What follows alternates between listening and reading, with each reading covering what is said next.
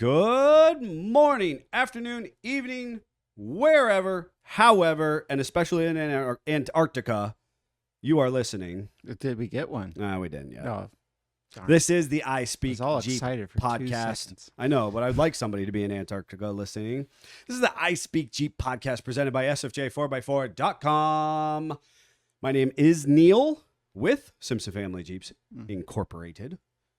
And I'm joined in Grandmother's Couch studio. Oh my gosh. Why don't we have a sign that says that yet? Grandma Couch studio. I am off to a bang. I don't know, but we do have a lot of listeners that actually go, "Hey, is that the actual Grandma's Couch Studio?" And we show them the studio. I know, so that is the best we thing. do need a sign that says Grandma's Couch Studio just to hang right out. I like some stickers. Maybe that should be our next sticker. We haven't produced Right? a podcast sticker in a hot minute. A picture of the couch. Just Grandma's Couch Studio. You know what? There's another movie video series that's real famous for couches too. Yeah. Anyway, so over on your left there is the mad scientist Scott Brown. Uh-huh. And over there is the producer Jeff Tremonte. The and Italian stallion. winch extraordinaire. That was a lot of fun. I We'll cannot talk wait about to that. hear about. You your have guys'- to tune in to the end because there's a lot. We almost need like a 3-part series. There's so much crap to talk You about. need to stay tuned for the ending. Now, Yeah. and if you did not, if you're not conscious of the restructure of the format of your listening experience, we try to take some base feedback and some internal communication and move our personal weekend update information, which is sometimes the shenanigans that a lot of people are invested in, and we put that at the end, kind of in an outro-esque experience where we can It's have like a just cutscene almost. like a cutscene, right? A fourth wall break, and we can just kind of comfortably communicate with each other, and that will be something that we carry on. We've heard fantastic feedback from our listening audience and any of our viewers and people who have come in that they like that we're getting right into the meat and potatoes. And so, if you don't want to sit around for the personal shenanigans, you don't have to. But if you want to, you can kind of hang around towards the end, and we just kind of BS about, kind of what uniquely makes us us. And with that said, today we're going to be talking about looking forward to 2025. Now, as Jeffrey regurgitated to me this morning, we're not big resolution people. Right. We've talked resolutions before. I get that. I don't know if it's a generational piece, if it's a social time period. Resolutions was a big thing at one point. It was. My problem with resolutions is people talk about, I'm going to go do this, and then they don't do it. We're get off your duff and do it kind of people. That's exactly right. You know what I mean? And so if you are, I like honoring the concept of resolutions. I love some of the folklore behind it and, kind of that idea. But realistically, talk is cheap. So, that's how I feel. Unless you're going to live it. So we're not going to necessarily talk about resolutions, but as we close out the end of 2024 and we kind of, prepare to usher in and welcome 2025, we're going to be talking about what are some things that you can look forward to in the auto industry from Jeep Mama herself, Stellantis, the mothership, from SFJ 4x4, both kind of on the physical, here and elsewhere, and then the podcast, what can you look forward to, and then, or our media outreach, and then as our individuals, as our persons. Yeah. Right? Is that fair? I think that's fair, and I think we also need to jump to comments because we do have a lot coming in this morning. So Michael Lentz saying good morning, guys. He was first. Mike got first. Good morning. Joe O'Brien says good morning. Scott morning. Lindquist says, still hear the goat. Good morning. Good morning. That goat's probably just going to stay forever at this point. Leslie Ann says, good morning, guys. Roy Hill says, good morning. Hope you and your families had a good Christmas. Thank you, Roy. You And as well. Giaga Jeeper says, good morning, SFJ. Good morning to everybody. Just kind of get it out of the ways. I think that we had, we all celebrate Christmas here, among other holidays, but we all had an amazing experience. We were talking about that. I know factually I was go from Pittsburgh to Cleveland to, all the little towns in between per se.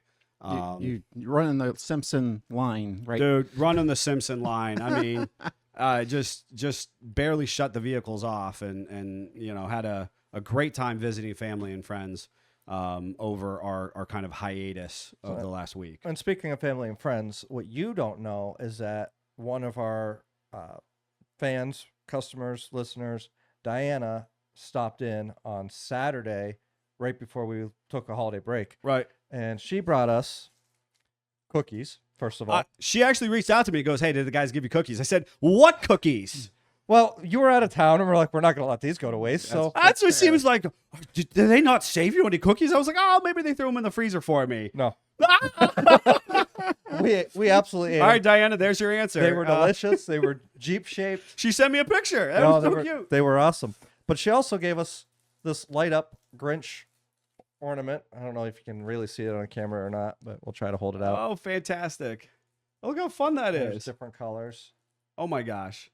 That is so cool. That is creative. She slid that across the counter to us, and I was like, Neil's never going to see this one. This one's just going home with me. That is awesome. And it's a little Jeep. It's a Grinch driving a Jeep, and it's flashing all the fun colors. Yeah. Oh, my gosh. I could play with this all day. Yep. All so right. it has to make it to our Christmas tree. It does, absolutely. And you know what's funny is a lot of our customers have brought us ornaments over the years, and they do make it onto the Christmas tree. Yeah. I'm a big personalized ornament guy. I've had the opportunity to sit in a lot of households over the last week and kind of celebrate Christmas. And it's amazing how many people do like thematic trees, and they kind of reasonably change out their ornaments, but they have one or two little kind of purposeful Christmas ornaments. Man, my whole tree is just all like a mishmash of nostalgic. I don't know, nostalgic or sentimental ornaments. That's each and how it every should one. be. That's what I feel like. You know what I Agreed. mean? But you know what? It's each their own. If you like your thematic tree, or maybe you have multiple trees. You Yeah. can do a little bit of both. And good morning to Eric Elliott as well. Outstanding. And I do want to take a moment. If this is one of your first times joining us, thank you so much for choosing to to click on I Speak Jeep podcast and kind of hear about all things Jeep and automotive. Additionally, make sure you take a moment and kind of leave a 5-star rating and a review. And if you have the means, share either this live feed or the audio with a friend, family, or your local Jeep group. We greatly appreciate that. It helps our viewership. You can always join us live on the Book of Faces or YouTube at 10:19 a.m. on nearly most Mondays, unless we kind of share with you otherwise. Well, and Diana's actually in here saying Happy New Year's Eve. Eve.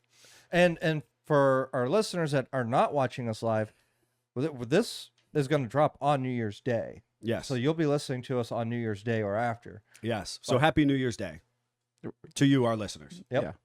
Our viewers. In the future. For our viewers, Happy New Year's Eve. Yes, absolutely. Absolutely. Ghosts of SFJ Pass.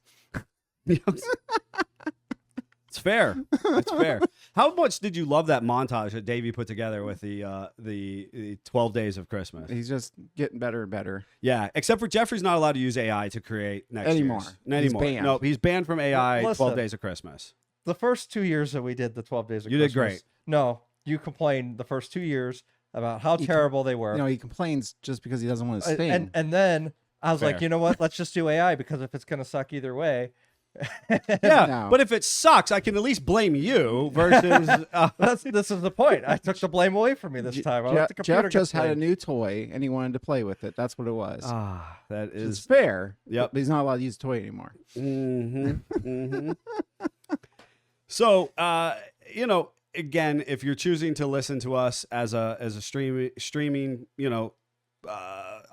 entertainment or a download, we thank you for prioritizing this, and we hope that it is informative and entertaining in the process. And if you haven't yet, like, subscribe, follow along, and Do those make good sure things. that you give us a good review. Yep. Mm-hmm. Also, Patreon. Just throw it out there. Also, Patreon. And since we're going to talk about what to look for in 2025, I think we need to talk about Patreon in 2025 as well. Mm. So I am going to noodle something out into the universe, and I'm going to have our I'm going to flush this out as if you are sitting around the round table of conversation that oftentimes happens at SFJ 4x4, where we sorry, guys. where we start to kind of snowball. And so maybe this is the things to look forward to in the future. Is something was presented to me over the course of the last week and said, so we have this Patreon and you have this media approach to kind of transparently communicating the physical pursuits of SFJ 4x4, right? Mm-hmm. Of working on vehicles, of going out to shows, of meeting with cool Jeepers and off-roaders and doing this kind of stuff. But then we do general service, so oil changes and tire rotations and mountain balances and lift kit installs and blah, blah, blah, blah, blah. And they said, what if you had a membership service where if I was a member of a particular subscription service for SFJ 4x4, that maybe I would have access to the highest level of Patreon, that maybe I would have basically a bank account of sorts or a point account that would accrue for a crawl over, for a couple oil changes a year, for a couple tire rotations a year. Maybe a special member shirt. A special member shirt, a special members gathering, in the evening sometime, more of a... Or a wheeling day, maybe. So this is, with Patreon, very easy to do. We just make it the top tier. And that was a really interesting thing that was suggested to me. I like it. To say, what if you had kind of a members experience for people who wanted... say you're going to get 2 oil changes, because we do a number of people's oil changes because we do specialty oils. We have a multi-point oil change inspection sheet. Oil change and tire rotation can easily run you $120, $150, depending on, hey, did we do a cabin air filter? Did we do, windshield wipers? Did we... Is it a 5-tire rotation on a Gladiator? Correct. Right. All of those things. And so what if you had been paying into a membership that, after 3 months, all of a sudden you come in for this service and it's just, you just kind of cash out and you give you a thank you card and, you're not paying anything at that time because it's kind of built into your, kind of your policy there, That's your fun. membership piece. And I thought that is a fascinating approach. Jeff needs to make a card. Wow. I like making work for Jeff. You said it, but it was already in my head going, this just meant more work for me. Yeah, totally. I knew exactly where this was going. I just want you to know I our just didn't ornament want is it to still be said out blinking. loud. It is. I love it. Yeah, I thought it was interesting. And I thought, man, I wonder. So years ago, I don't know if you recall, Scott, but I had, and this is long before Jeffrey, I had wanted to create a similar plan. It was more like an insurance policy, is what I was calling it at that time. Yep. And it was interesting when an outside party had made the suggestion to me, seeing kind of what and how we're doing things. And I thought, that might be an interesting... It's like the good idea experience. before, but better. Yes. I like it. And now we have a means to do it with, with an appropriate kind of a software recurring pursuit there. With that, what that means is that in 2025, we're going to be revamping Patreon. Correct. And changing up our tiers. Correct. And our top tier will have some added benefits and added bonuses, especially available to those that would want to use that service. Oh, we're talking a massive value added experience, right? Because we have the capacity to do that. I was, again... Maybe even members jackets. Members jackets. Why?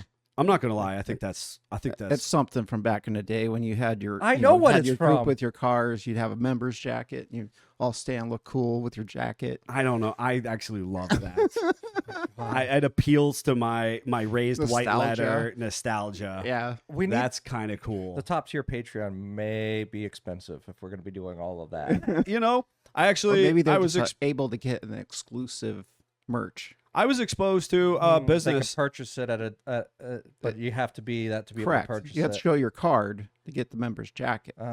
See, this is we're just noodling with our listening viewing audience right now, and these are if you have some morning, thoughts Bill. on that. If you have some thoughts on that, we'd love to know. Yes. Feel free to text us. Tell us what you want email. in our Patreon. Slide into Jeff's what DMs. what will Slide into Jeff's DMs. Hey, buddy. Oh.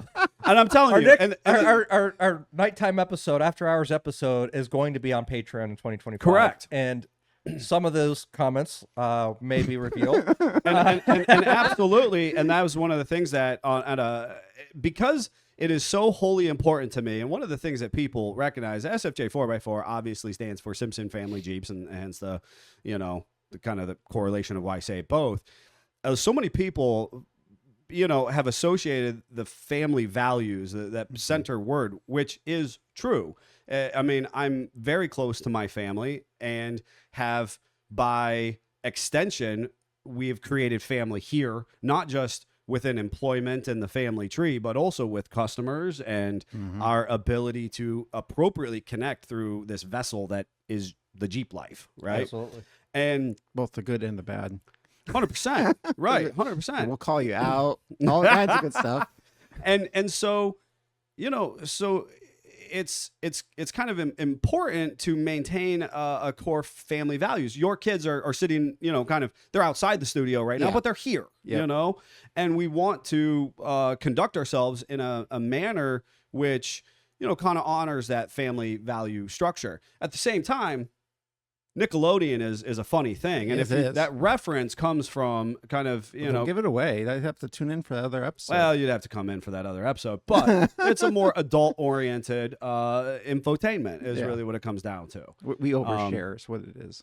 Yeah, and I think That's an understatement. that there is opportunity for some humor, some lightheartedness, some authenticity to present itself in a way that, again, in 2025, can create some buy-in between our relationship from our perspective to yours. So I look forward to kind of creating that after hours, session and providing that for our members or Patreons going forward. So, and talking about the membership rate, this other business that was doing it, their membership, now they too have regular expensive services that they provide, but is $99 a month is their membership rate. Oh. So it was interesting kind of talking to them and understanding what their members get for the rates that they're being charged. That's interesting. Yes. Yes. But if it's a value added opportunity where you're getting depreciated cost on things, you're getting multiple services. When maybe we do, like, if you're doing a full build, like a full restoration, a full fit out of your Jeep, drop off a new Jeep, we turn it into something else. Maybe get like a month free with the build or something to get them kind of to tip their toes in the sand.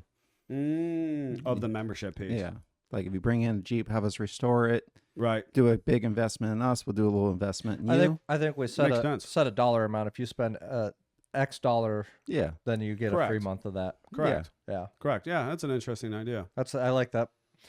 That's an interesting idea. What definitely something within reason we can confidently say that we're revamping our Patreon experience to conduct ourselves in a way that really gives our patrons benefit, just sincerely. So we're going to be shifting some of our focus over to that and appreciating what they've brought to the table over the years of supporting specifically this podcast and the business as a whole. Yeah. Maybe the patrons that have been active since we started that, maybe they get a free month of the Get new a taste program. of it. Yeah, Yeah. totally.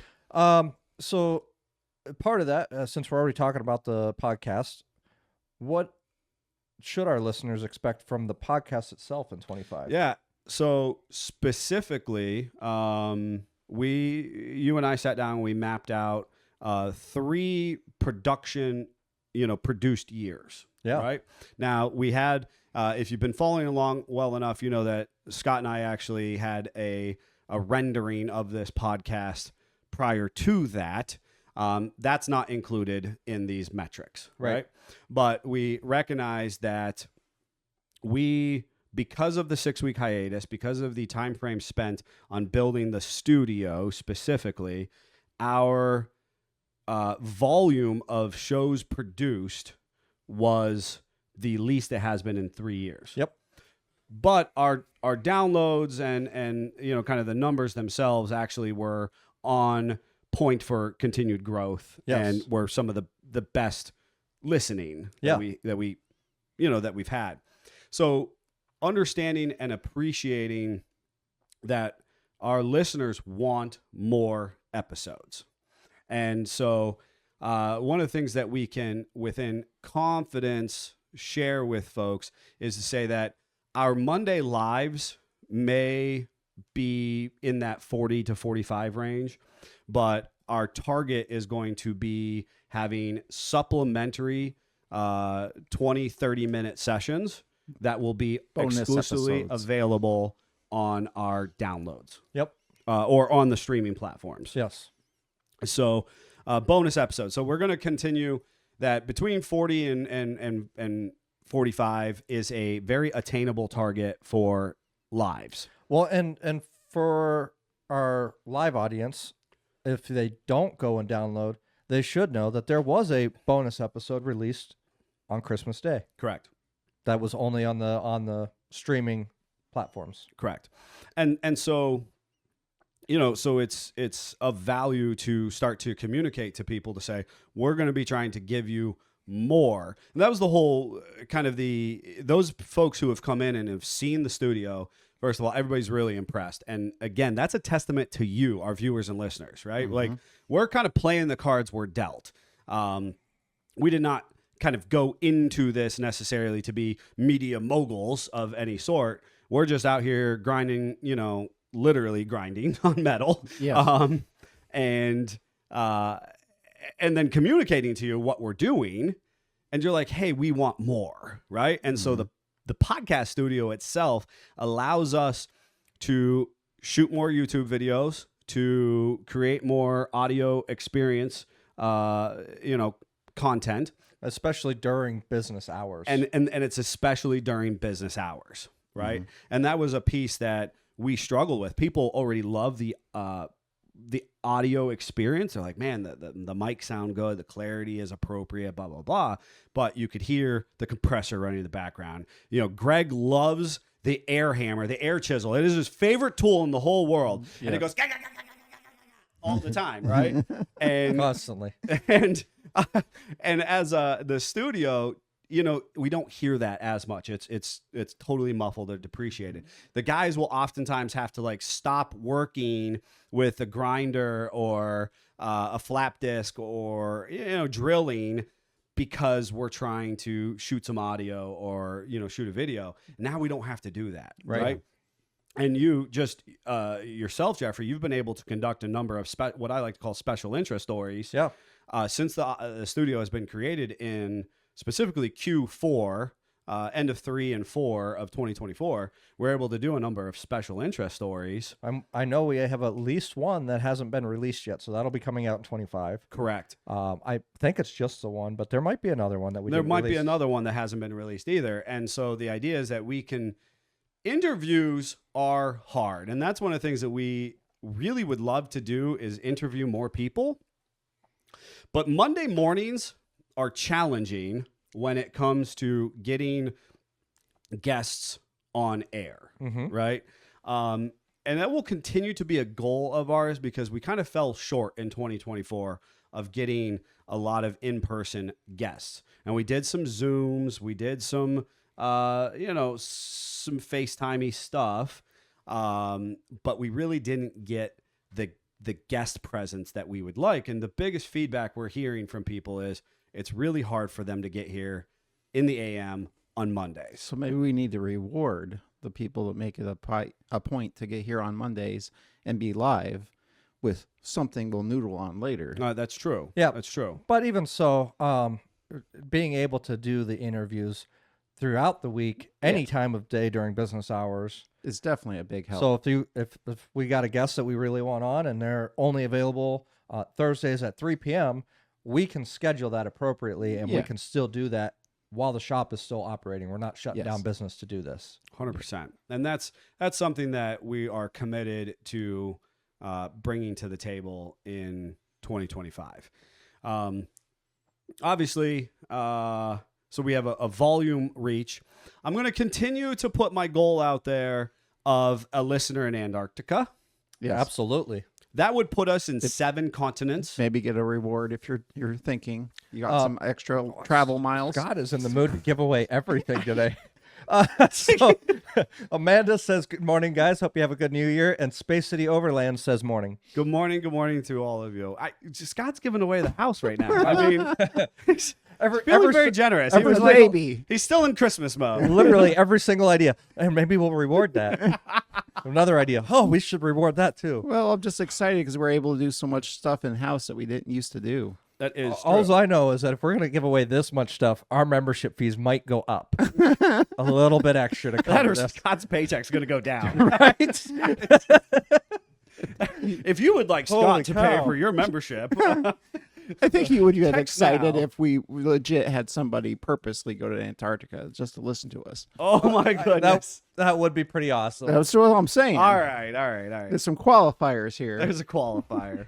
There's a qualifier. Oh boy. So I think that I'm really committed to that volume of audio that I believe is necessary to satisfy our listening base, right? Because as much as we enjoy the lives and we love having people jump into the comments and log on and jump in and jump out and so on and so forth, the scope of where people are joining us is actually downloads or streams. I would agree.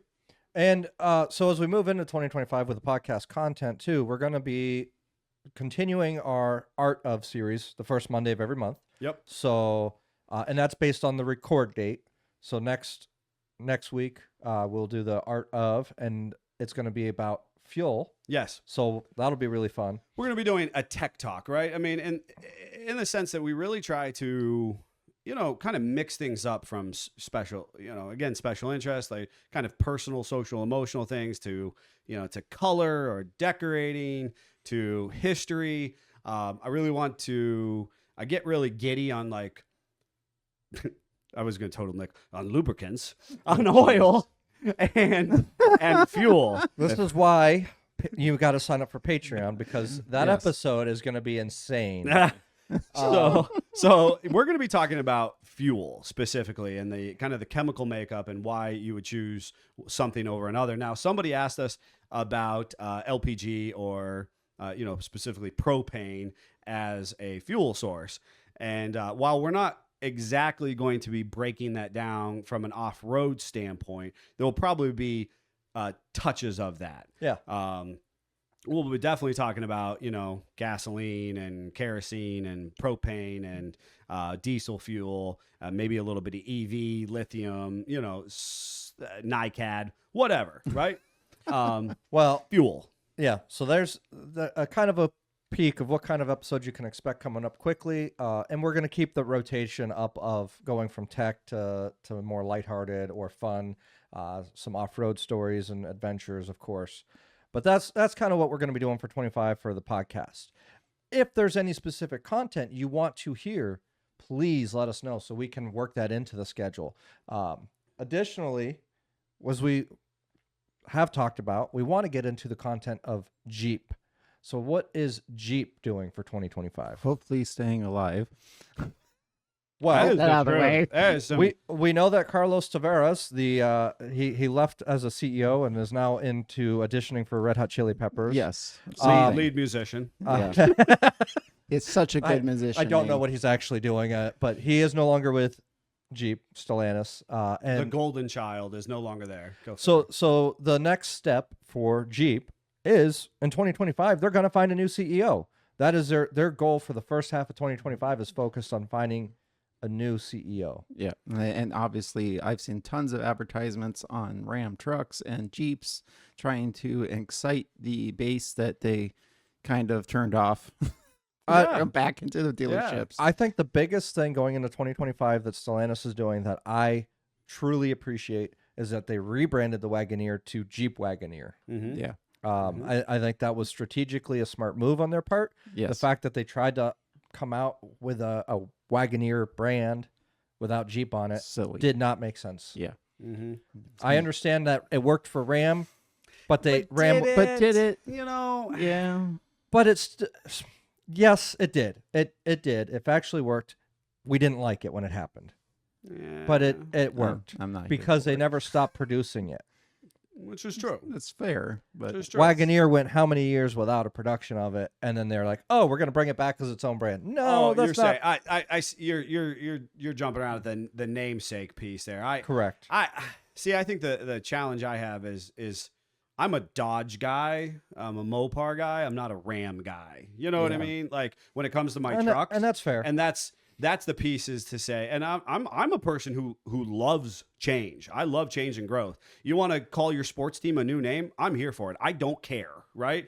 But when it comes to my truck, and you take the Dodge brothers and what they brought to the table, and now you want to just take the line and call them Rams, it's like, nah, like that's why, right? you're Which is your taking the heritage out of it. you're taking the heritage out Correct. of it, and And- And I know, like I said, for Wagoneer specifically, I was really upset that they took that Jeep name away and now they're bringing it back.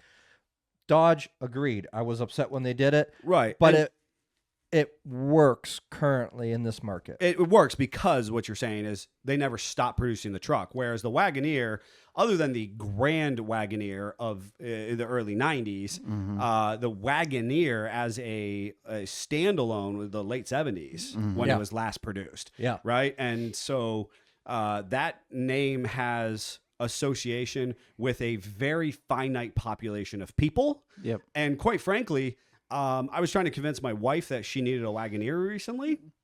And the only thing she could conjure up was the poop brown 70s panel wagons. Yes. And I was like, no, like you would love a new Wagoneer. Yeah. The new Wagoneers are pretty awesome. And they have just plummeted in price by what they were released as. Now, when we talk about the brand as a whole staying afloat, we are seeing prices decrease by $7,000, $10,000, $15,000 Yes. straight off the top, because quite frankly, the approach from a top-down perspective from Stellantis to the consumer was out of line with where the consumer base wants to land. Well, not only that, they were giving lots of rebates, lots of excitements, and then they weren't helping their dealerships or assisting their dealerships to actually implement those savings. So I for one, it's, yes, I'm still mad, but there's other people I've heard as well thought, oh, I'm going to go get a vehicle and I'm going to use this rebate to justify it in my expenditure right now. And then suddenly, oh no, you don't actually get to Qualify. use that. Right. So It was a little bit of a bait and switch. yes. And there's some loss of buyer confidence with that then. There's a ton of loss of buyer confidence in the Stellantis line as a whole. I think that is a great, fair sentiment. And not even just buyer consumer confidence, but then the dealerships were not receiving the support that they should have been. They had tremendous inventory mismanagement. Yep. Some dealerships were saturated with inventory while Yep. others were, Barely just get barren. any. Well, there's that, and then there's all the recalls and how many vehicles just sat on lots because the parts didn't exist. Well, and absolutely and the problem is you could go to one dealership and they would tell you, and I understand dealerships as a whole oftentimes have this, but the problem intensified through the 21 to 24, but you would go to one dealership and one dealership would say, oh, your Jeep is sidelined for 3 months because the part doesn't exist. You would go to another dealership an hour away and it would be in and out in a week. Yeah. You would Yeah. get, and these people, the funny thing about the internet is we all jump online and they go, hey, this is what my dealership told me. And then, 30 next other town people, over, next town over, like, I don't understand why, because my dealership has 6 of those sitting on the shelf. Yes. And that created a disproportionate Well, consumer experience. There was that, and then, post-purchase. and then there was those dealers that had all that inventory that were refusing to sell it to other dealers. Yes. Yes. Or at dealer pricing that was just tremendously inflated. Yeah. I saw, oh my gosh, I wish I could have I wish I would have actually screenshotted it because the wording was hysterical. And it was in Florida. I kind of almost guarantee it. Florida And it was- man. Florida man. It was like dealer incentive pricing, right? And it broke down the pricing, and it was something, so there was MSRP, and then there was, your added options, and then was like dealer location incentive pricing, and it literally added $7,500 to the price tag. Yep. I was like, and it was a Jeep or it was a Wagoneer And or I've something heard I was that looking at before. recently, and I was like, that is some malarkey. I can call Carvana, or I can pull up Carvana on my device right now, Yep. and they will ship me any vehicle I want in the country. Yep. At a particular price point. And this dealership in Florida or wherever, tacked on $7,500 because it's sitting on their lot. Because it's a resort fee It was Yeah, it was a literally- resort fee. for a car dealership. There was literally talk on, I was shopping for my truck, that people were literally would, be on a border or be a couple hours from a border of a state, would purposely go purchase a vehicle out of state because they could save thousands of dollars. Why? And that is a problem. I mean, of course, the dealer association wrote an open letter to Mr. Tavares and stated these as their complaints, right? As Grievances. their grievances. They aired their grievances 3-4 months ago, and saying like this is creating confusion amongst our base. So they had Festivus. They did. They met at the Festivus poll. And so I think that in 2025, Jeep and the mothership must address these issues. Mm-hmm. And they're putting a bunch of things in place to do so, but they must address it. And as we mentioned, we see prices, MSRP specifically, falling by $7,000, $8,000, $10,000. We're entering the market at a lower entry price point. Yep. That has factually been established. Now, one of the things that I was excited about as just a purveyor of oddities was the new Jeep Recon. I actually may have mentioned it on 3, 4, 5 episodes ago. I don't exactly recall. It appears that the Recon, which is slated to be a complete EV vehicle, loosely, understand this is loose, and you can just totally be like, I heard this guy from SFJ say this, but loosely, it's like an oversized XJ Cherokee. Mm-hmm. Okay. But you're supposed to be able to take the doors off like a Wrangler. But I don't think it's supposed to have a convertible top. I think it's supposed to be almost like a One Touch-esque subframe on the top. And it's supposed to be all EV, and it's supposed to be a smaller off-road oriented vehicle. And they pushed that back. What we were reading recently, looks like we may not see those until a 26 model, but that means that it should come out in 25. Now, I think it's hard for them to launch a new vehicle when sales overall are at a 14% loss on, overall from Stellantis specifically. Yeah. Now, the auto industry as a whole, as we shift and say, what does the auto industry look like in 2025?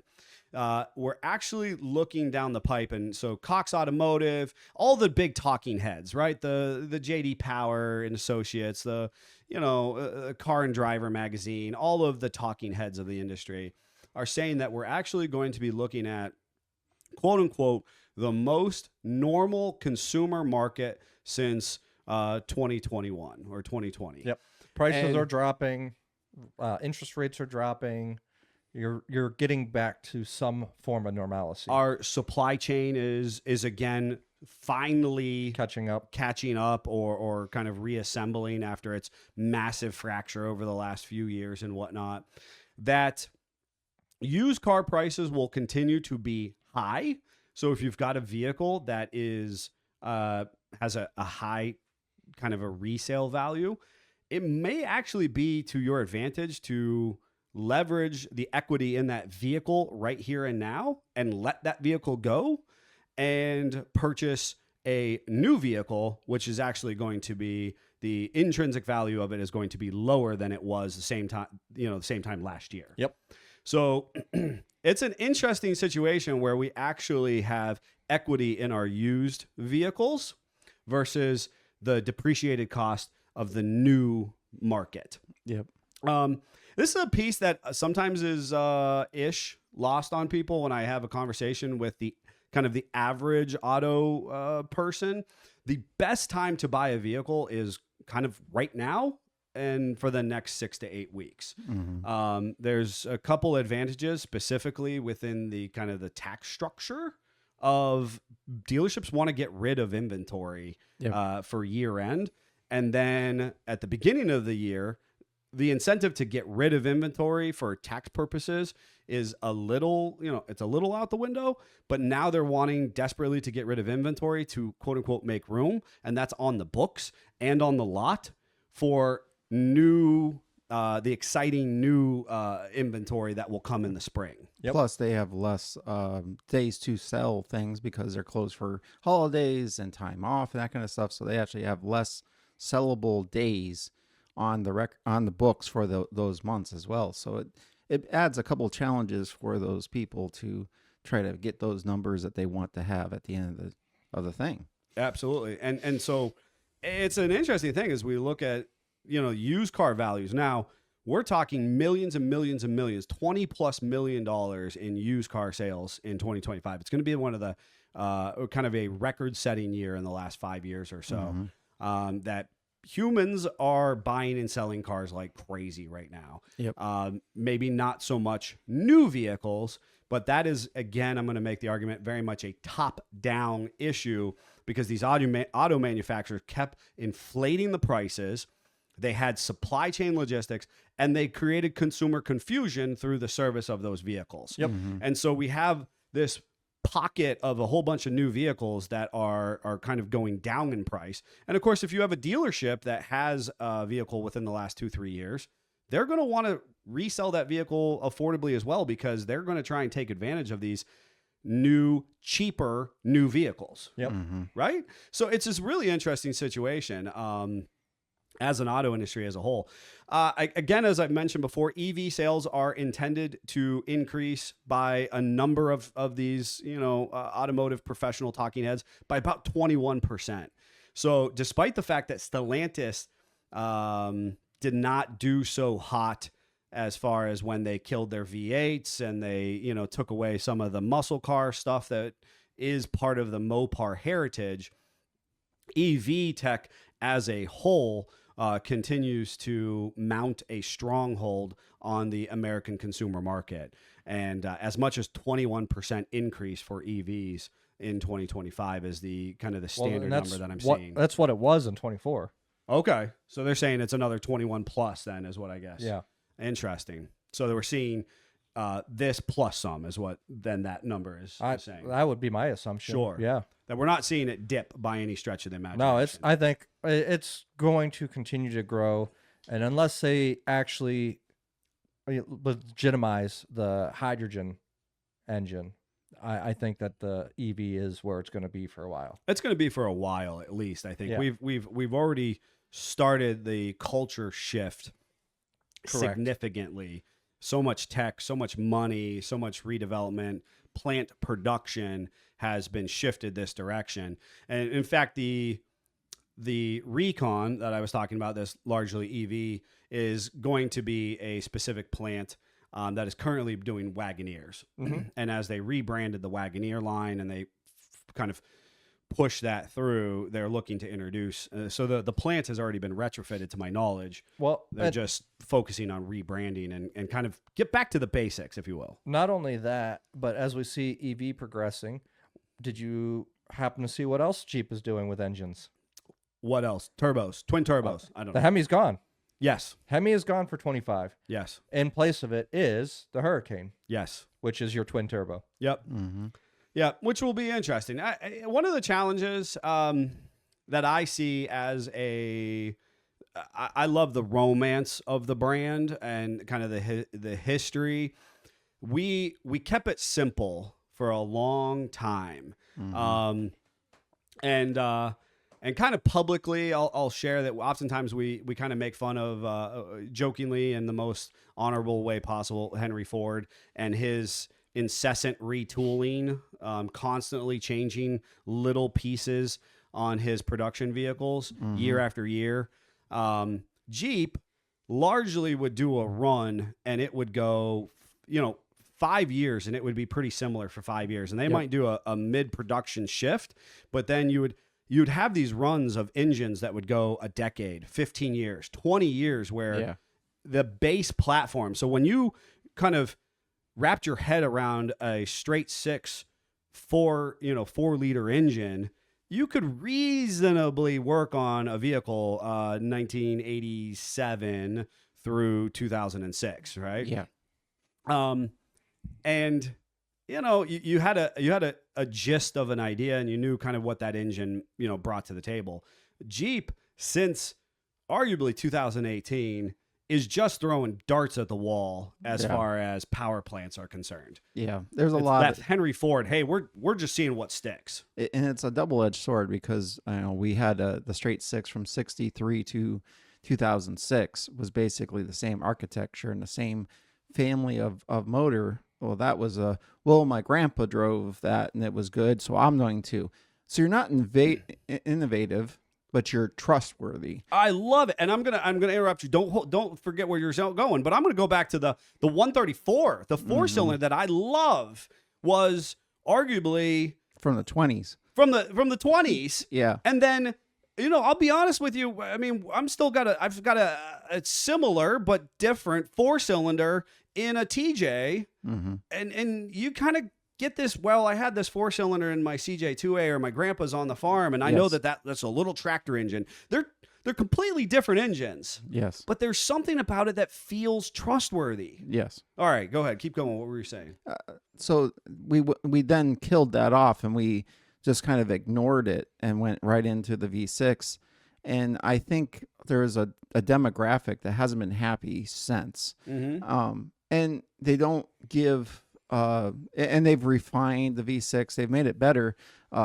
Just this morning I was test driving a Jeep, and I was like, kind of culture shock, because I'm used to my 3.6 in the Glad and the 8-speed transmission and the 410 gears, and you just boot it in the button, it goes, and it does what it's supposed to do. Compared that to the first V6, man. Yeah, you were riding a 3.8. Yeah, I was like, man, why am I pushing on the gas so much? Why doesn't it seem like it's going? Well, it's because I'm just used to that nice first gear in the Glad. But there is a demographic that's still mad about that first V6 and is still hesitant to give the Jeep that I'm currently driving a chance because of that culture shift. That dependability feels gone. And you go online, you'll see people talking about problems this and problems that, and my take for that is always like, everybody's got problems. It's not just Jeep. You just feel the grass that your feet are under versus the grass that's on the other side of the fence. You don't realize they have grubs too. Yes. But there's a lot of truth in that. Like the whole industry has had problems and sufferings. It's not just our brand. And the last piece I will say on the engine situation, because obviously the introduction of the Hurricane, is what kind of inspired this talking point. It's that I love change. I'm here to accept it. I also love the idea of forced air induction. Obviously, we've been playing with it as the hot rod industry is concerned forever. And so single turbos, double turbos, superchargers, all of it makes sense to me. I get that. In the Jeep market ourselves, we like low-end torque. That's one of the things we struggle with. That's why the e-torque was introduced. But of course, now we enter the e-torque. And what does that mean? And how does that work with my vehicle? And, those types of things.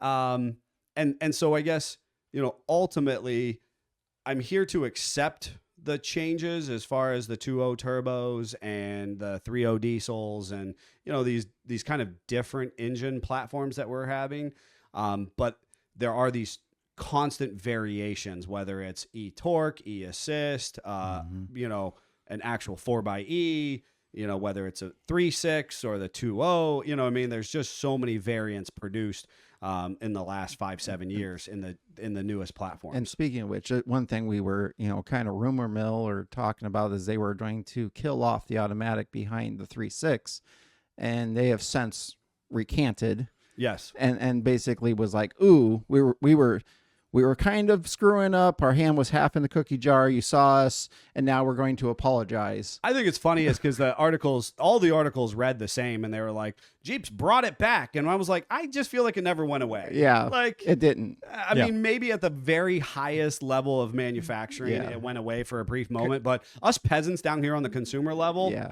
it didn't change. Can we talk about the new colors? They and how are fascinating. I don't think they changed. Yeah. So there's Fathom Blue is Yep. new for 2025, Yep. which is just your dark blue. Just a dark blue. And then you have 41. I think that's what I was going to say is fascinating. Is 41 it feels like they tried to take like a Easter Jeep Safari inspired approach. 100%. You know, they know that the Jeep industry loves their kind of heritage to the military. Yeah. Right. The OD. The OD, the OG OD. Yes. And that's what I'm going to call 41. And And- that's what it is. It's an olive drab. It is very much that almost flatter look to it. Yeah. Yes. And I'm curious to see how it's going to look in person. 100%. Yeah. Yeah. Is it actually going to have a flat look to it, or did they put metallic in it? Yeah. And who knows when it comes down the line. I mean, really, those are the only two colors. Is that That's- fair? Is that what we're seeing? From what is currently released from Jeep, those are the two colors for 2025. And you know, I think that they've done this before because I think, don't quote me, they release a couple things at EJS. Yeah. Yeah. They have some things up their sleeves and they release some stuff at EJS. yeah. And so, But I you think know, we can definitely see coming down the pike. There's going to be some special packages, some special sticker things because Jeep has done that forever. mhm. That's something that Jeep's always been kind of downtrodden or dealing with less money than the other manufacturers. So they have to figure out how we're going to make things new and exciting and get people in there. So if it worked for your CJ7 or your CJ5, they're sort of still doing the same model, which I kind of think is a good thing. Somewhere there is a department trying to do that in Jeep. Yes, Yes. I'm Yeah. with you. I think as a whole, they're always kind of answering to the mothership, you Yes. know, and getting beat back into submission. I think they're kind of probably getting a little louder though now that the as a whole mothership is doing so badly. So maybe they're like, probably true.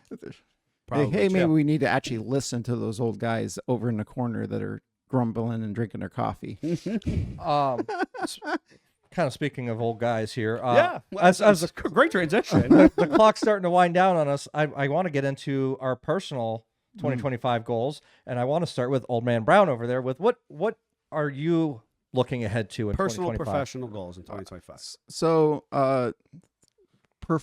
personal goals, something, the skill I want to try to learn is how to paint that is not a puff can.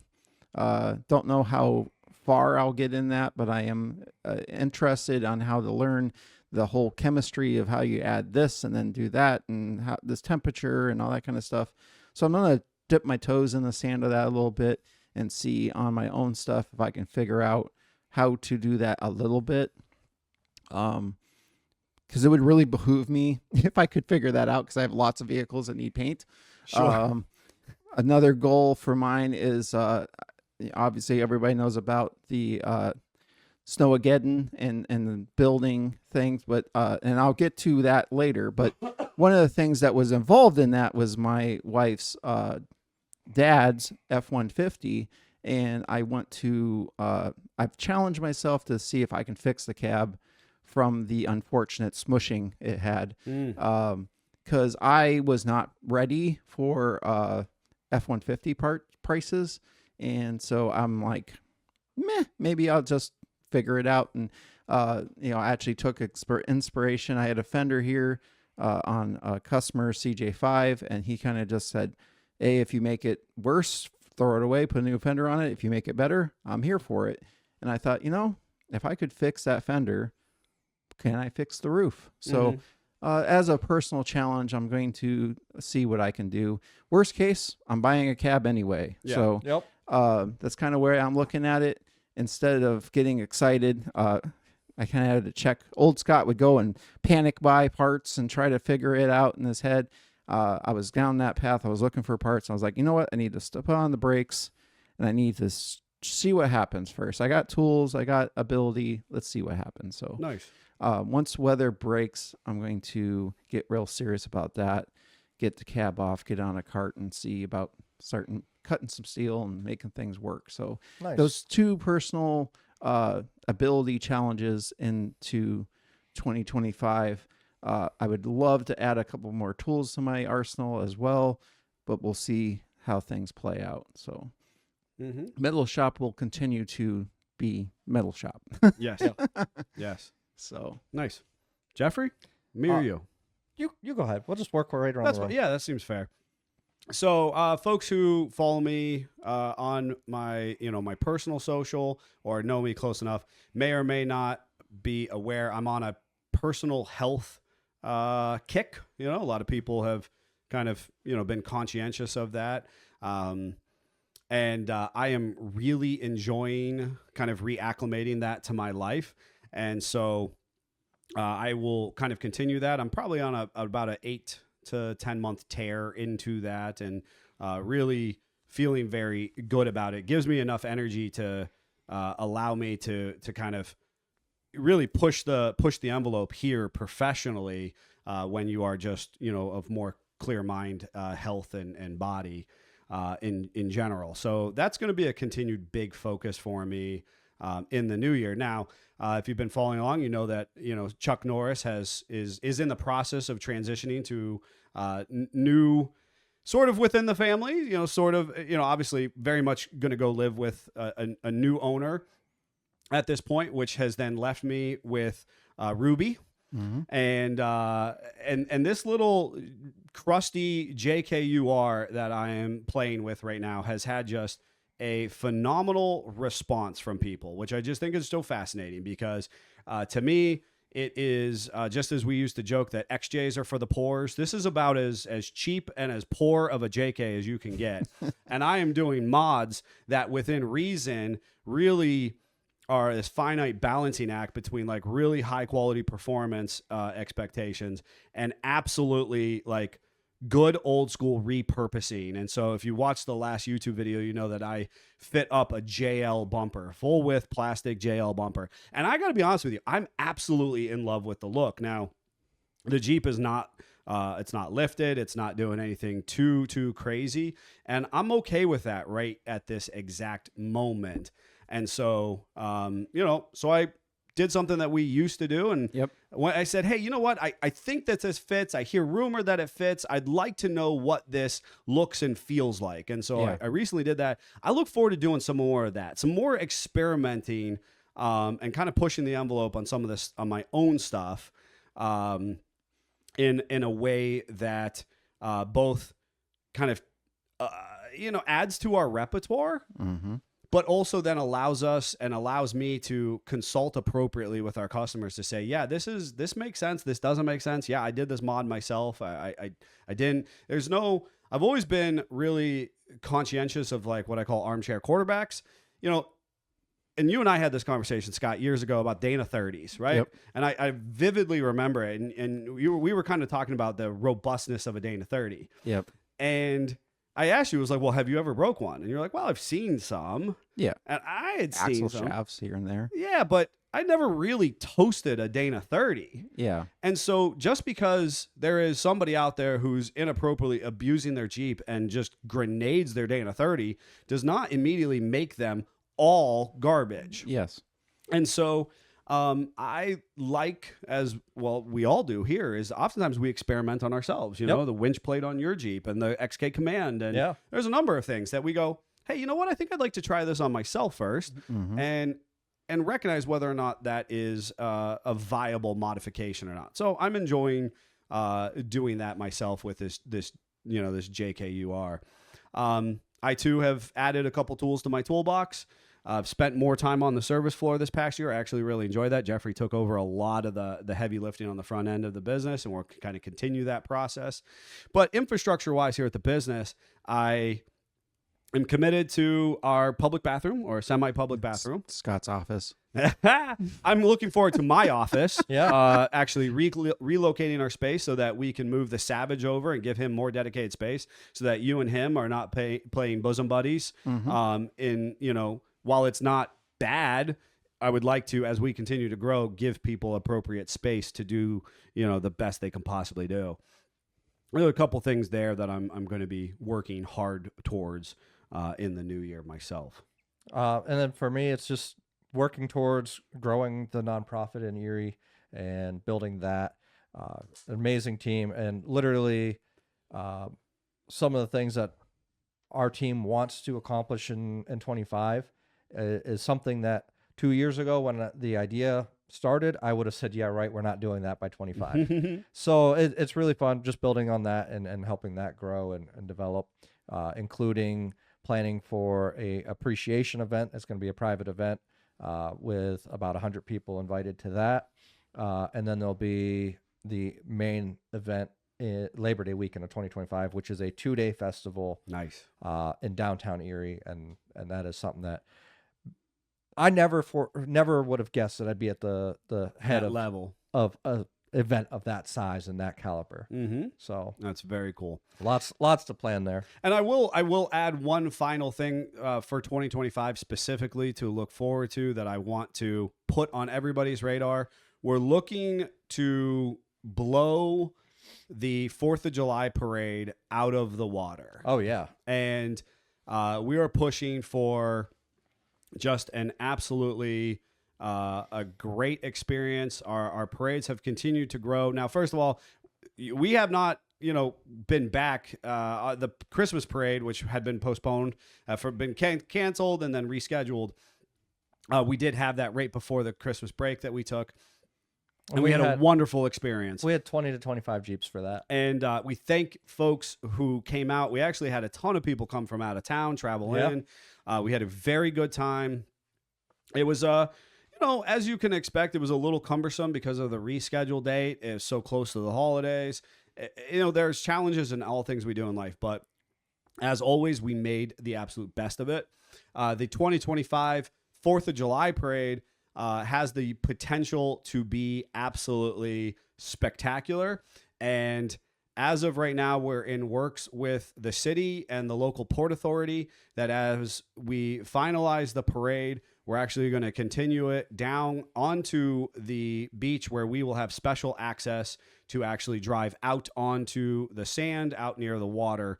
So where we have traditionally gone into the local township park, for kind of a fun aerial picture or lineup picture, will actually be convoying down out onto the sand, kind of out, close to the waterfront itself, and adding that to the experience. So it has the potential to be a very, very cool, time. And so I want people to put that on their schedule and prioritize joining us early July. It would be pretty cool to get the biggest year span of Jeeps we could get. So this is my call to order for all the old people, restoration guys. Let's get some vintage Jeeps in this parade. Right. Let's get some That'd be CJs, get some flat fenders. That would be fun. Kind of go back to the olden days. So we could have as much Jeep exposure as we could. I love it. I absolutely love it. So I think that really covers us. We're looking forward to 2025. We accomplished a ton in 2024. I mean, absolutely pushed the limits.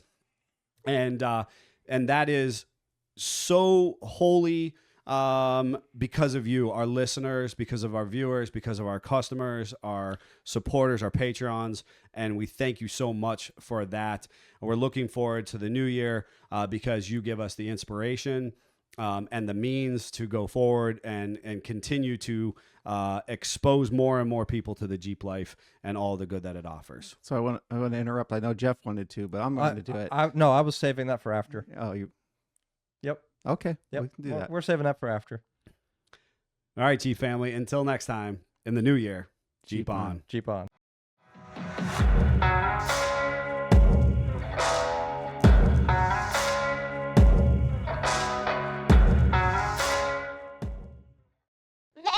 Little aerial piece there. Yeah, that was from Davey. He put that together for us. Oh, that's good. That's a nice little splash screen. So Beth, right at the end there, had said we should spell SFJ with the Jeeps on the sandbar. So And I saw that, and at first I was like, I should interrupt. And I'm like, no, I'm just going to leave it because we could talk about that afterwards. So I'm That's really fun. excited. She just nominated herself To organize that. to organize the spelling out. And you know the best part?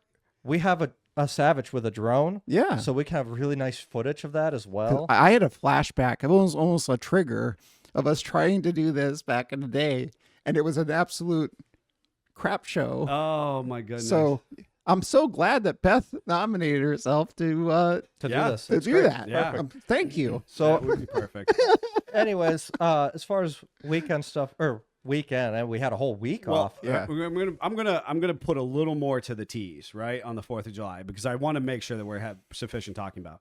My intention is not to start here at our headquarters. I haven't quite figured it out yet, but my intention is actually to start where the parade lineup will be, and there was a parade years ago that was well supported outside of Cleveland that spelled Jeep. When you showed up, you got positioned into spelling out Jeep. Yes. And Put in Bay Invasion does a beautiful job doing it as well. And so I think it would almost be kind of sick to, as people showed up to the location where I'm intending to stage us, we spell Jeep there, and then we will go down to the Sandbar and spell SFJ. That would be kind of cool. That would be cool. Okay. So, anyways, as far as the week off, Scott, I know you had an adventure. So any major updates? Let's go through. You know, we're short on time, so we'll try to keep it short. Well, so normal Greg model is, he hears me whine about something long enough. You hear, well, I'll come look at it. So he came over and looked at the building disaster and vehicles still having a roof set on them and everything. And he got this look in his eye. He's like, well, we're going to do this and then we're going to do that. And then it's just going to work. And I was like, you know what? I am at a loss. I don't have a plan. I've tried to have a plan. I've tried many things. Nothing has worked.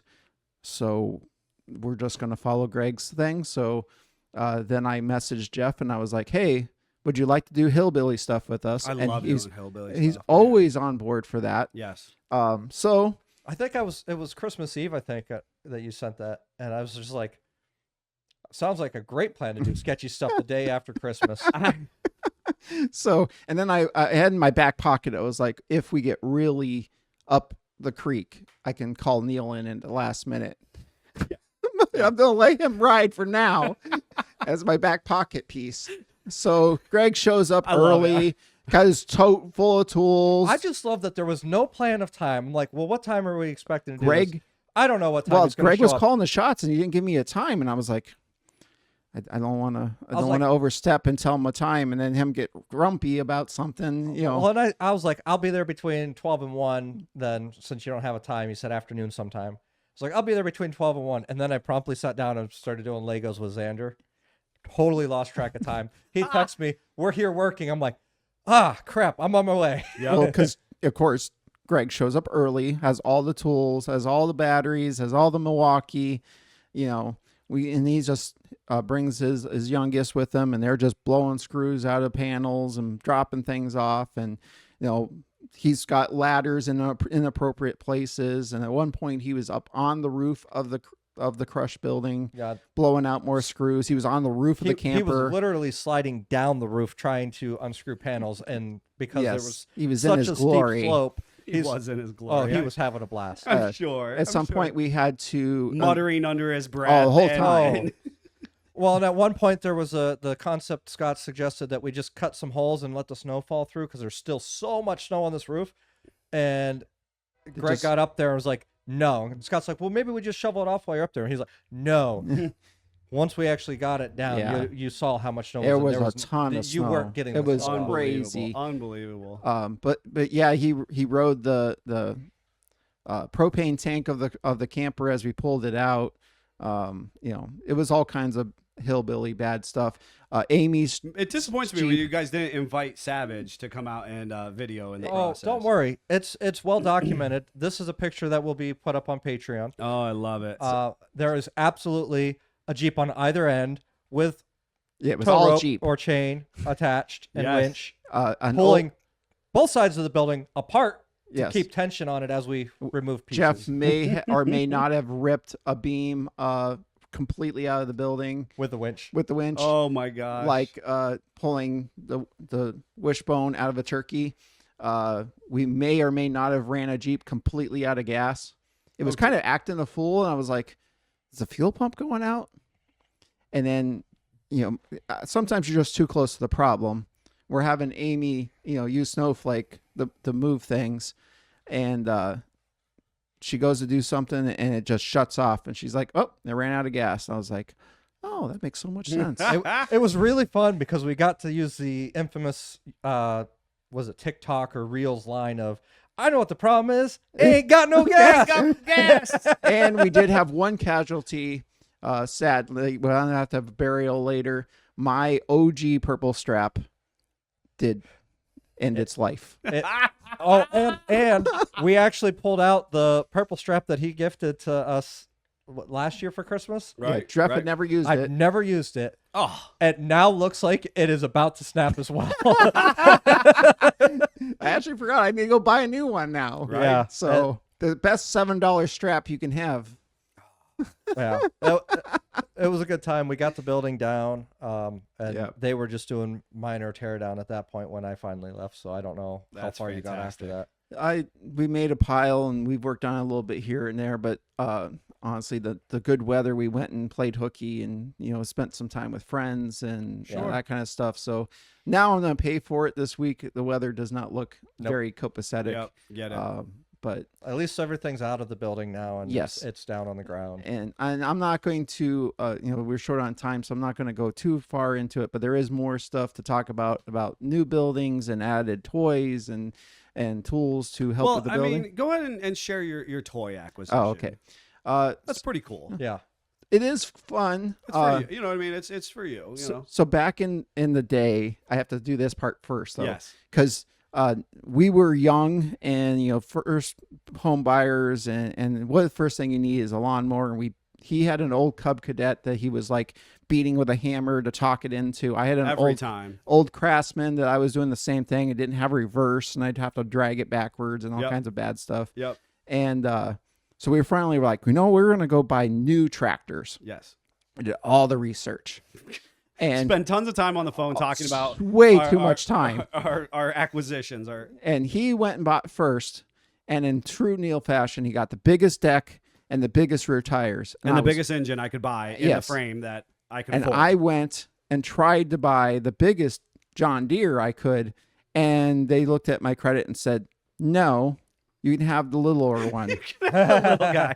And it's important to know I bought a black and red tractor at that. I bought a Craftsman for our listening audience, which was back when there was actually still Sears stores. And I went into the Sears store and I actually special ordered my Craftsman lawnmower. We used to talk about deck thickness and all that kind of stuff. Oh, so that's completely the stuff we nerd out about on the podcast for you. Yes. We're real. Yes. We do this about lawnmowers as well. So we did this. Yes. Totes. So then he goes and, he's doing his small house project, and a tractor is really useful for that crap. Very useful. So he goes and he again does all the research. Yes. And ends up buying his Mahindra. Yes. Which is red. Yep. And I want to like red tractors. I do. I do.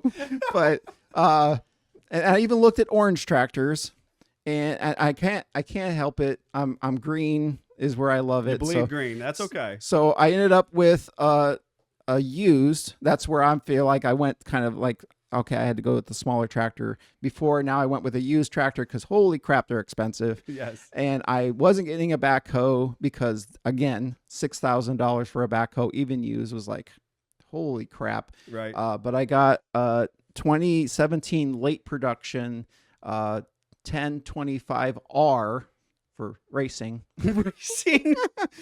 John Deere with a loader and a 60-inch belly mower, so I can mow the field with it, and I can inappropriately pick up things with it, which immediately my wife put me in the bucket, and we put a tarp over the camper.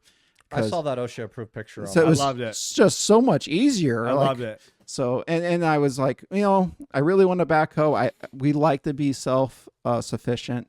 All of us do. But I was like, you know what? For the few things I need a backhoe for, I'm just going to lean on Neil for that. Yes. Yes. So we'll be okay. Yep. But I love the fact that we have renewed our tractor Yes. thing. with our red and green tractors Yet again. Yet again. Yes. Wonderful. And Jeffrey, was there anything? I don't have a ton of updates, and people who follow me on social, they can always, see what's going on in my life. Honestly, as well, it's the same. The big update for me was honestly helping Scott. Otherwise, it was spending time with family for Christmas and enjoying that time. The kids absolutely got spoiled for Christmas. Wonderful. Holy cow. Not even by us. Like, we were very, like, you each got a gift from us. That was it. Mhm. And then we went to All Christmas the family stuff. and family stuff, and it just one thing after another. I think the coolest thing that in general as a family gift that we got would have been her parents bought us the Max membership pass for Cleveland Science Center. Oh, cool. So we'll get to take the kids to that a bunch this year, and I'm looking forward to that. That is I really know cool. I enjoyed it as a kid, and I can't wait to share Yes. that experience It with is a them. great place. Yep. That is awesome. Yeah, we have not taken them there. We've taken them to zoos all over, aquariums, stuff like that, but we haven't gone to the Science Center, so that'll be really fun. That is awesome. Yeah, and I Plus suppose. the IMAX theater in there Yes. too, Mhm. which we have the unlimited passes for. Oh, that that's now. excellent. Awesome. Yeah. Yeah, you'll be able to see all the new IMAX releases and everything. That can get pricey, so that's excellent. Yeah. For us, we had a wonderful time with family and friends. We really tried to focus in and attempt to. While I love and appreciate everything that the business stands for, really tried to focus in on the family. One of the big challenges, which we'll start to unpack or reveal, is that Jeeps, they giveth and they taketh, but my wife's Jeep is actually in need of an engine. Yep. So That's big. Piper, the name of my wife's Jeep. It was right before the parade, a couple hours before the parade. I had the whole top end of the engine off, and we had really kind of gotten to the we're doing kinda triage. kind of understanding succinctly that we either have a blown head or a blown head gasket. Yes. And we've been in there before, and we kind of know, regardless, that means the same thing. Yeah, and Yeah. it's on a JK. We went into it, and Yeah. it's by the time you get into timing chain and a bunch of stuff that has to come apart just to do a head or head gasket, you're actually further ahead with a new engine. Yes. And so we've kind of renewed conversations about, do we get a new vehicle? Do we put an engine in there? Yes. So time's going to kind of tell what we do. It's challenging because oftentimes I'm the one kind of giving I'm the bearer of bad news to our customers and being like, oh, I'm sorry, this thing. Well, here I'm the recipient of it, you know? So that challenged us through the holidays. We're jumping around vehicles. The good news is we have a couple different vehicles to choose from, and we have a very supportive family. So, also my wife, she's a teacher. She would work. So we, she's not going a whole lot of places. So, right now we're driving the JKUR and the Mini Cooper and the limo and whatever. Hey, why not? Why not? Have you taken the limo out since it started snowing? Oh yeah. Yes. Oh yeah. Yeah, we've had the limo out once or twice. It actually handles really well in the snow. I think it's got to be because of the weight. Yeah, I'm sure. But I love the limo, so I don't want it to rust any more than it already has. Yeah, I told her she agree. could just drive the limo for the next year or so. She did not. I think that I Wasn't excited. she wasn't excited. She wasn't as excited as I was. Now So. get her a Wagoneer. Honestly, out of curiosity from when we had talked about the prices dropping and stuff, I pulled it up to see what they're going for currently. You can get one on Marketplace for under $50,000 I know. with low mileage. I know. I was like, holy cow. Yeah, they've absolutely fallen in price. Now, that doesn't make me feel great for resale value, but we all know that nothing leaves Neil Simpson's hands alive. I was No. going to say, it's not like it's going to. It's not going matter. to. We're going Resale value for you is not something I you should don't worry care about. about resale value. Can I die in it is really all I care about.